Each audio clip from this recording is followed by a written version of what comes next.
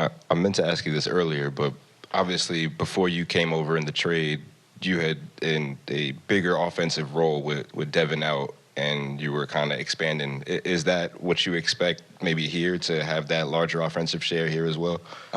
Yeah, I think so, but it's just kind of just being aggressive. That's the main thing.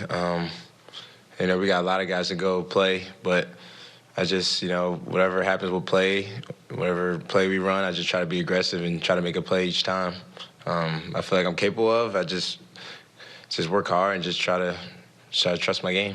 Spencer was saying that there were times on the floor where he was calling plays that they ran in Dallas because him and Dorian had that history back there. Is it kind of similar with you and Cam? Is there anything that you guys can take from playing in Phoenix that might help you guys build the chemistry with guys that you haven't played with before? Yeah, for sure. And I think sometimes even if one guy, because we kind of learn the offense or whatever, say, for example, me and Cam, or I know a play, and Cam trying to figure it out, I'll kind of tell him in, the Phoenix terms, what we mean, there's different terminology, so it's kind of tough, but just helping each other, and it's funny because even Dallas is like the same, that West Coast, so we kind of run the same thing. So even Dinwiddie and Finney was even talking about some things, and I'm just like, oh, I know what that that's that terminology is similar to us or similar to the Sun. So yeah, it's fun though. Mikal, kind of going off that, since you just played here on Tuesday, did it help at all, given you would have gone through literally a scouting report of the Nets and probably had some of their sets in mind and who does what, a bit better understanding of that? Was there any recency bias that factored into helping you tonight? Yeah, for sure. I just remember even today for shoot-around, just running a couple of plays.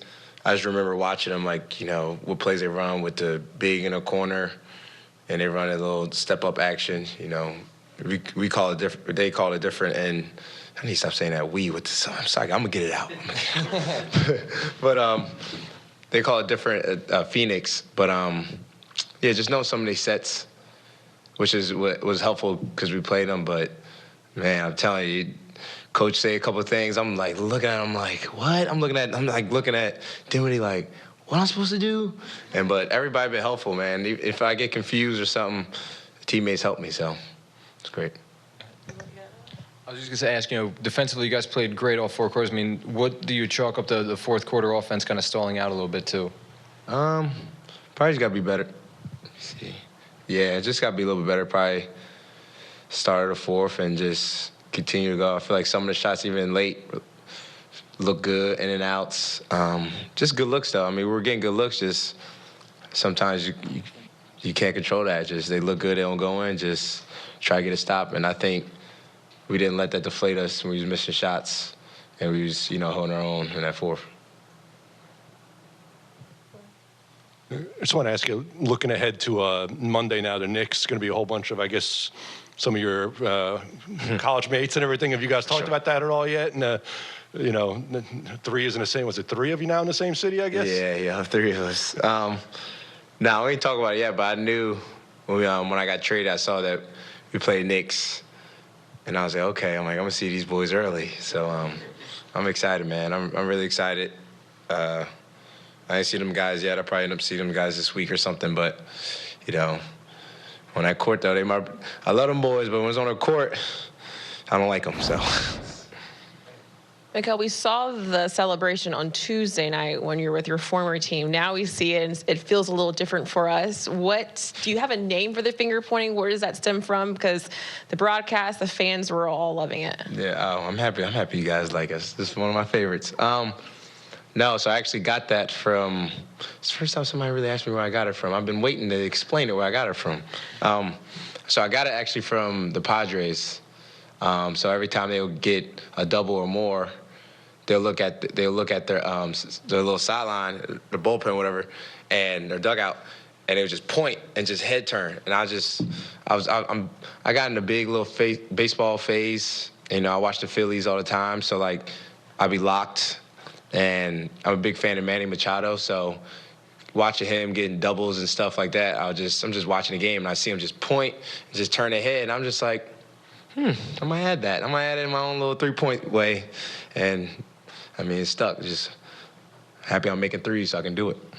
Well, we're loving it, and so hopefully you can continue to do it. For the fan section, it's called the Brooklyn Brigade. When you stepped up on the free throw line, I'm not sure if you could hear them, but they were saying Brooklyn Bridges. For sure. Do you like that chant? What can you just say, your message to them if they're listening? Oh, I love it. Trust me. I'm usually locked in, especially at the free throw line. I'm locked in on the free throw.